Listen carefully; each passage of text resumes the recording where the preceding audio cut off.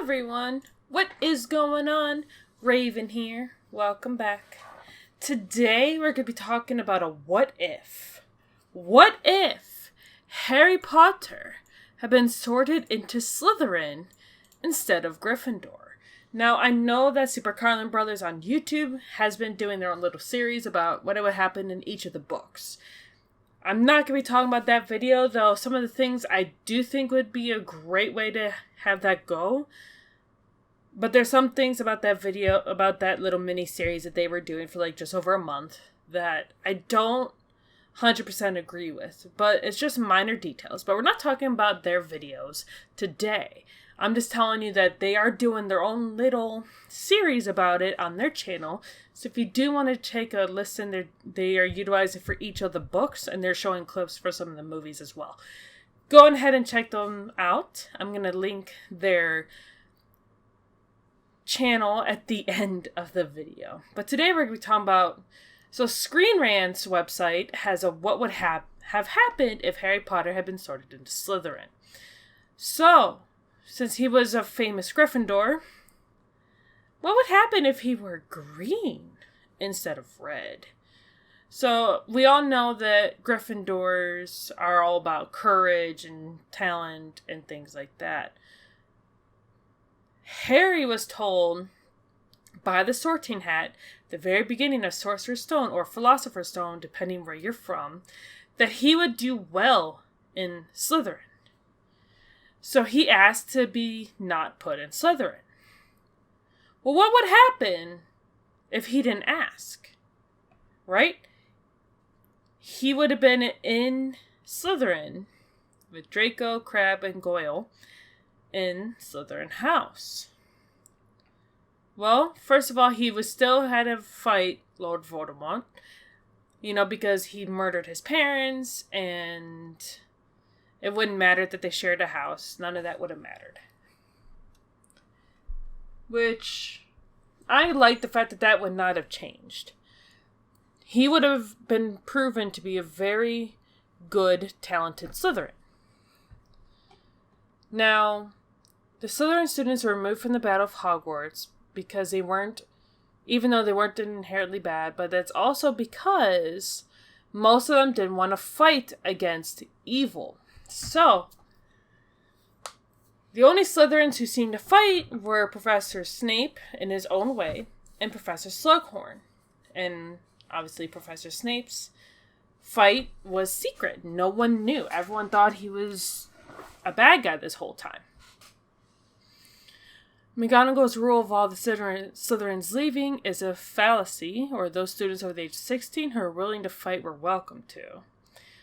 Harry's affiliation with his house would not have changed his feelings about Lord Voldemort, nor his desire to bring him down, despite the suggestion written into the very fabric of the books that Slytherin is an evil house, and despite Harry and Voldemort being related. What would have changed were his methods on the way to the final showdown. Harry Potter would have been drawn to more dark magic. It seems logical that a Hogwarts student starts to take on even more of the characteristics of the house they're placed in thanks to proximity with the other like-minded students. Harry would have been open to the influence of children who had been placed in Slytherin because of their cunning, self-preservation, and their ambition.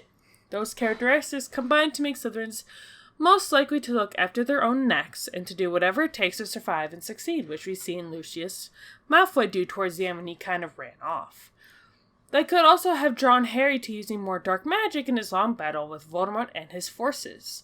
After all, even with Gryffindor traits and after being sorted into the house, Harry's willing to use unforgivable curses, untested hexes, and outright criminality to achieve his goals. Add Slytherin influence and ambition to the melting pot, and there's a recipe for more nefarious experimentation. He would have caused Slytherin House to implode. While it seems unfair the entire house was written to be fundamentally evil in the series, the proof does appear to be in their actions, and Slytherin traits back it up. When Voldemort tells Lucius Malfoy that all the Slytherins have joined his side, he is all but confirming that the bias against the house is well earned. But what if the leader of the battle against Voldemort had been a Slytherin student? The influence of Draco Malfoy, who is a prefect for Slytherin.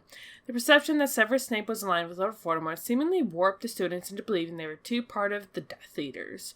But if Harry were a Slytherin and had formed key friendships with other students, they would have been more likely to side with him over Voldemort. He was a prodigiously talented wizard. The likes of Crabbe and Goyle would have probably been drawn to him thanks to their Slytherin-defining characteristics of self-preservation. I don't know if that's true. I think that, they might have hated him still. I don't know if they would have been more on his side or not. I don't know. That would also mean that they might have gone against Draco, unless you go based on Super Carlin Brothers theories. Which, to each their own, right? He might have had a better relationship with Severus Snape. Now, we all know that Snape hates him because he's just like his father, and, he's a Gryffindor, and things of that nature. Well, he would have learned the truth of the mission prior to his Snape's death. Probably not, because Dumbledore's agenda with Harry was to always keep him in the dark as much as possible. But the two would have probably enjoyed a less frosty relationship. That might also have impacted how much time and effort Harry spent assuming that Snape was the root of all evil and ignoring his other helpful hints. Harry Potter and Draco would have been friends. Again, I don't know if I agree with that one, but let's read what it says. It's a little unthinkable in the early books, but there's a real possibility that Harry and Draco would have ended up being close friends. As a Slytherin, Harry would have had spent very little time in Hogwarts outside the classroom with Ron and Hermione. He would have probably encountered Ron as the son of the Order of the Phoenix members, but it's unlikely Ron and Hermione would have become such great friends without Harry as a bridge initially. It is more likely that he would have been friends with Draco instead. So initially Draco hates Harry because of everything that should make him adore him. He sees him as arrogant, self-involved, and privileged. He sees in Harry a sort of mirror image of himself, and it's no accident that he initially offers Potter the chance to be his friend in Sorcerer's Stone or Philosopher's Stone. It's only because Malfoy was rude to Ron that he decides on the spot that he's not the kind of person he'd like to associate himself with. Given more proximity and without Malfoy's treatment of Ron as an issue, they probably would have been close friends, especially with the knowledge that they are actually related. Little side note, Harry and Voldemort are distant cousins. Harry and Draco are also related by a common ancestor. And all you have to do is just look at the Black family tree in Sirius Black's house, or his mother's house. The connection between these two goes all the way back to Doria Black, who married Charles Potter, who's either the brother or cousin of Flamel Potter, who is Harry's grandfather. So that's how they're related. Okay. So this would mean that Charles was Harry's great uncle and Doria is his great aunt. Their son, whose name hasn't been revealed and moved from the tree, like Sirius, would have been Harry's cousin. On Doria's side, there's a whole Black clan. Doria was a great aunt of Sirius and Regulus Black, as well as Bellatrix, Andromeda, and Narcissa Black. And Narcissa Black became Narcissa Malfoy after she married Lucius.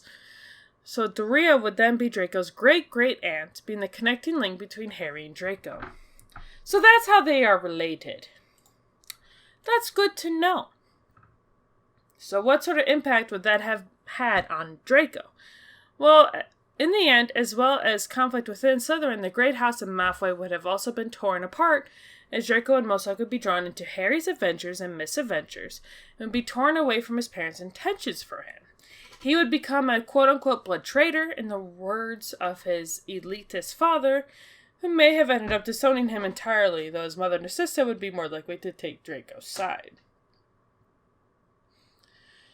What do you guys think?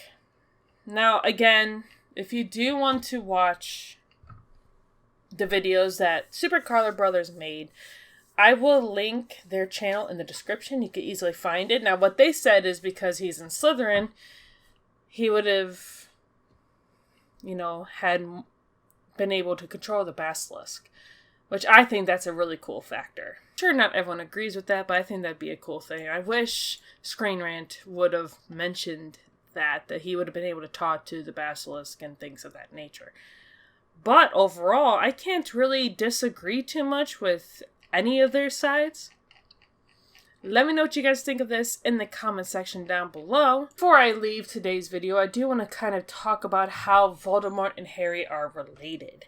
Now, this kind of goes all the way into the book of The Tale of the Three Brothers and the Deathly Hallows. So the Peverell brothers, right? The oldest brother, Antioch Peverell, was said to have crafted and possessed the Elder Wand.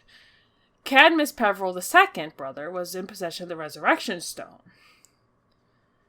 which was passed down through his descendants until it came into the Gaunt family, who placed it within their signet ring.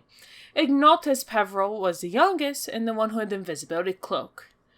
It was initially passed down through male descendants, but when his granddaughter Iolanthe Peverell married Hardwin Potter, the cloak made it to the Potter family.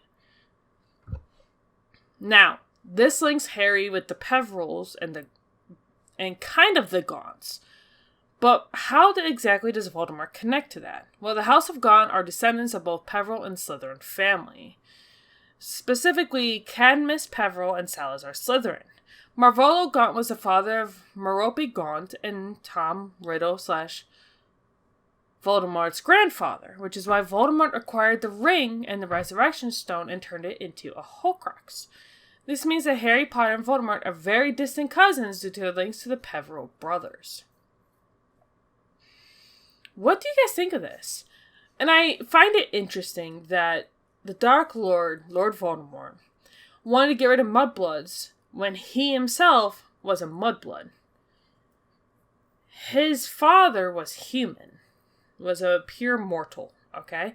His mother was a witch that fell in love with a human man and used a love potion to create Tom, aka Voldemort. What do you guys think?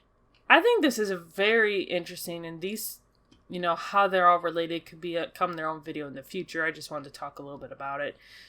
What do you guys think? Let me know in the comment section down below, and I will see you all next time. Bye!